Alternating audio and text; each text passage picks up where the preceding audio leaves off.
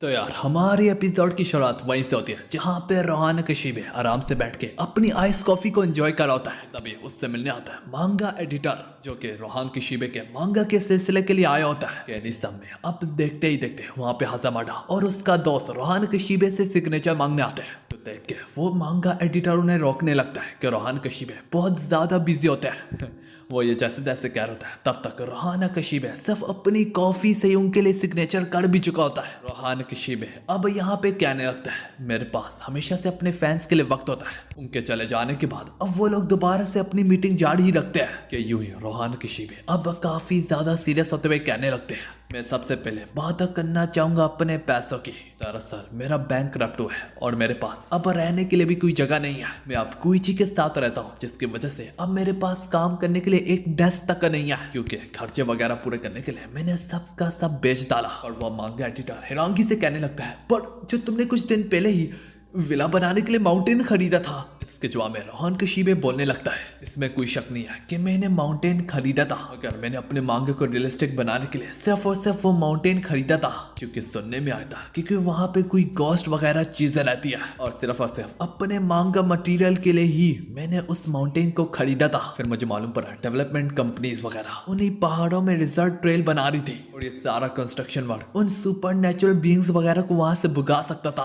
वजह से मैंने आसपास के पहाड़ वगैरह भी खरीदना शुरू कर दिए और 6 पहाड़ मैंने इसलिए खरीदे ताकि वो लोग रिजर्व ट्रेल बनाने में नाकाम हो जाए। इसी बीच में उस मांगा एडिटर को लगने लगता है कि ये बहुत ज्यादा पैसा बर्बाद कर रहा है। तो रोहान काफी ज्यादा सीरियस होकर कहने लगता है ओ अच्छा कैसे तुम्हें इस बात पर यकीन ना आए मगर मैं वाकई में उनसे मिला था पर ना कि सविता वो इस समय में भी इस वक्त में भी इस मौके में भी इस लम्हे में भी वहां पे मौजूद है। इसी दौरान रोहान कशीबे अब उससे अपनी कहानी सुनाने लगता है। नाओको नाम की एक लड़की हुआ करती थी और 100 सालों से उनका एक फैमिली धंधा भी चलता हुआ आ रहा था जिनके कारण वो काफी ज्यादा अमीर थे। रोहान जैसे तैसे कह रहा था कहानी नाओको पे जाती है पास्ट में। नाओको खिड़की से बाहर अपने फादर को किसी के साथ लौटता देख के जल्दी में अपने बॉयफ्रेंड से कहने लगती है ओए ओए तुम यहाँ से जल्दी से खिसक लो यहाँ से जल्दी से खिसक लो इससे पहले वो मेन बिल्डिंग में एंटर भी करे। यहीं पे उसका बॉयफ्रेंड कहने लगता है वो सब तो ठीक है पर तुम्हारा लहजा मुझसे थोड़ा सख्त सख्त है। मुझे ये अपने दिल पे पत्ता रख के कहना पड़ रहा है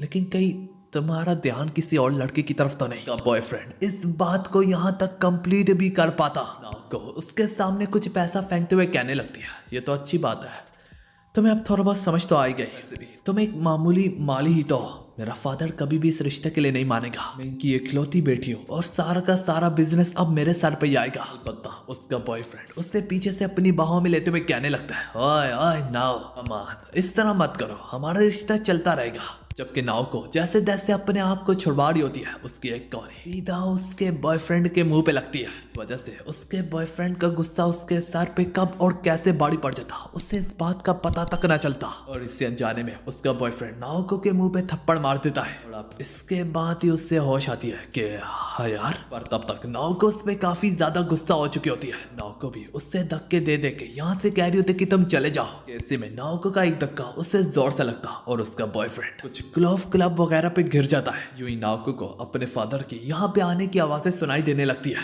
वो एक बार फिर से जब स्लाइड विंडो खोल के देखती है उसका फादर किसी शख्स के साथ सीधा मेन बिल्डिंग में आने को जाएगा। नाओको विंडो को बंद करते हुए कहने लगती है ओए वो यहाँ पे आ रहे हैं अगर सच कहूँ तो मैं तुम्हें पसंद करती हूँ। अगर अब कुछ नहीं हो सकता मेरा फादर मेरी किसी से शादी करवाने वाला है। वो शख्स जो मेरे फादर के साथ है वो मेरा फियांसे है। और उसका बॉयफ्रेंड जरा भी ना हिलता और ना के जवाब देता को अब उसका नाम पुकारते हुए कहने लगती है गुनपे क्या हुआ। नाओको गुनपे को जो जो ही छूती है वो उससे मरा हुआ पाती है जो देख के नाओको काफी ज्यादा डर जाती है। अब नाओको बिना वक्त गवाए बगैर फौरन से एक टावर रख के उसके जख्मों पे रखती है। और अब गुनपे उन्हीं ग्लोव क्लब्स की तरफ देखते हुए कहने लगती है आखिर कैसे ये शार्प सी ग्लोव क्लब वहां पे पड़ी हुई थी जैसे कि मालूम होता मैंने जानबूझ के उसका सर फाड़ दिया। तभी नाओको का फादर और उसका फियांसे भी मेन बिल्डिंग में एंटर करने के लिए डोर को खोलने लगते हैं। अलबत्ता उसका फादर डोर को लॉक पाता है। फिर नाओको का फियांसे उसके डैड से कहने लगता है सर मुझे लगता है नाओको शायद से अंदर है। अगर मेरी नजरों का धोखा ना हो तो जब हम एंटर करे थे मेरे ख्याल में कोई हमें खिड़की खोल के देख रहा था। ये सुनने के बाद नाओको की काफी ज्यादा सांसें फूलने लगती है और वो डिसाइड करती है कि वो इस बॉडी को सोफे के पीछे छुपाएगी। ऐसा करते करते वो नोटिस करती है कि अनजाने में गुम्पे का खून पहले से भी काफी ज्यादा अब किसी वजह से बहने लगा है। देखते देखते उसका फादर नाओको को पीछे से बुलाने लगता है। नाओको के जवाब ना देने की वजह से वो की निकाल के इस डोर को ओपन करने को ही जा रहा होता है। नाओको फिर फौरन से बोलने लगती है, ओ फादर, मुझे आपकी आवाज नहीं आती, अंदर मत आना, मैं अभी कपड़े चेंज कर रही हूँ। नाओको इसके बाद उसे फौरन से बाथरूम ले जाते हुए सर पे मरहम पट्टी लगाने लगती है, पर अचानक से उसके पूरा जिस्म का खून पूरे के पूरे प्रेशर से अब बाढ़ आने लगता है और इसी से उसकी बॉडी फिर सुकड़ने लगती, जो देख के नाओको के पैरों तले जमीन खिसक जाती है।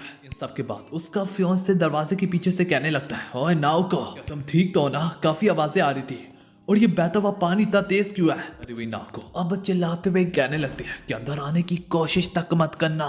सब में उसका फियांसे कहने लगता है, ओए नाओको, अगर मैं सच कहूँ तो जब तुमने खिड़की खोली थी तो मुझे तुम्हारे साथ कोई अनजान शख्स भी दिखा था। नाओको पे अब और भी काफी जल्दी पड़ जाती है और इस बहते हुए खून को देख के वो बस काफी ज्यादा परेशान हो रही होती है। इस वजह से वो उल्टा सुई और धागा लेके उससे वहीं पे सिलाई करने लगती। सुकड़ती हुई बॉडी में से अब मजीद और खून बहता चला जा रहा होता, वो भी काफी ज्यादा प्रेशर से। पर नाओको अब जोर से चिल्लाने लगती और अब नाओको चाहे जो मर्जी करती लेकिन वो बहते हुए खून को ना रोक पाती, बल्कि वो तेज होता चला जा रहा होता है। शोर शराबा सुन के उसका फियांसे अब काफी फिक्रमंदी से फौरन से अब अंदर आने लगता है। पर हैरानगी की तो बात ही होती है, वो जो ही दरवाजा खुलता है वो उस कमरे में सब कुछ नॉर्मल पाता है और नाओको एक अलमारी को साफ कर रही होती है। यहीं पे हमें पता चलता है नाओको ने उस लाश को किसी कारपेट में बंद करके इसी अलमारी के ऊपर रखा हुआ है। परेशानी की तो बात यह है, इस बहते हुए खून का एक कतरा भी जमीन पे ना गिरा होता, बल्कि नाओको इससे पीती चली जा रही होती है। क्योंकि उसका मुंह अलमारी की तरफ होता तो उसके फियांसे को शक तक ना होता।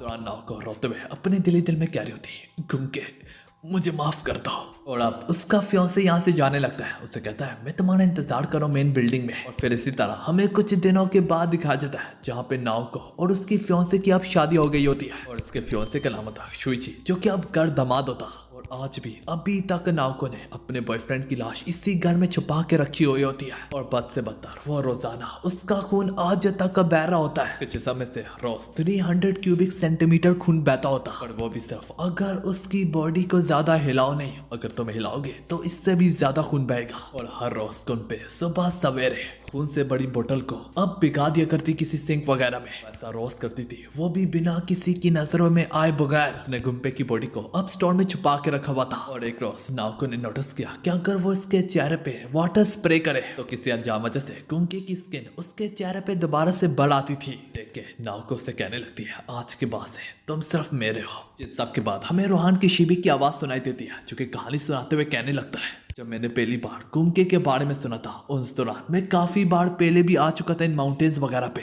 सिर्फ और सिर्फ इन घोस्ट जैसी चीजों से सामना करने के लिए। और इसी अनजाने में मेरा सामना ओसातो नाओको से भी हुआ था। इसके खिलाफ मैंने अपना हेवन डोर का यूज किया था जब मैं नाओको की जिंदगी को पढ़ा था, और तभी मैंने गुम्के के बारे में जाना। फिर इसके बाद रोहान किशिबे उसकी असली फॉर्म देखने के लिए इन माउंटेन्स वगैरह में भटक रहा था। इसी वजह से वो नाओको की मैंशन तक जा पहुंचा। इन सब में पीछे से एक अनजान लड़की उससे कहने लगती है, तुम जरूर रोहान किशिबे हो, मांगा आर्टिस्ट है ना? और मैंने नोटिस किया आजकल तुम यहाँ पे बहुत ज्यादा आसपास भटक रहे हो। पैरों तले जमीन तो तब खिसकती है, किसी अनजान वजह से वो भागना शुरू करती है वो लड़की। फिर वो गिरते सारे एक पत्थर से टकराती है और इसी तरह उसकी मौत हो जाती है। और यहीं पे रोहान किशिबे हैरानगी से कह रहा होता है, देखने से तो लगता है जैसे मैंने उसे मार दिया हो। ठीक बिल्कुल गुम्पे की तरह बिल्कुल उसकी भी स्किन अब सुकड़ने लगती है। सब देख के रोहान किशिबे अब सोचने पे मजबूर हो जाता है, कहीं ये गुम्पे की बेटी तो नहीं है?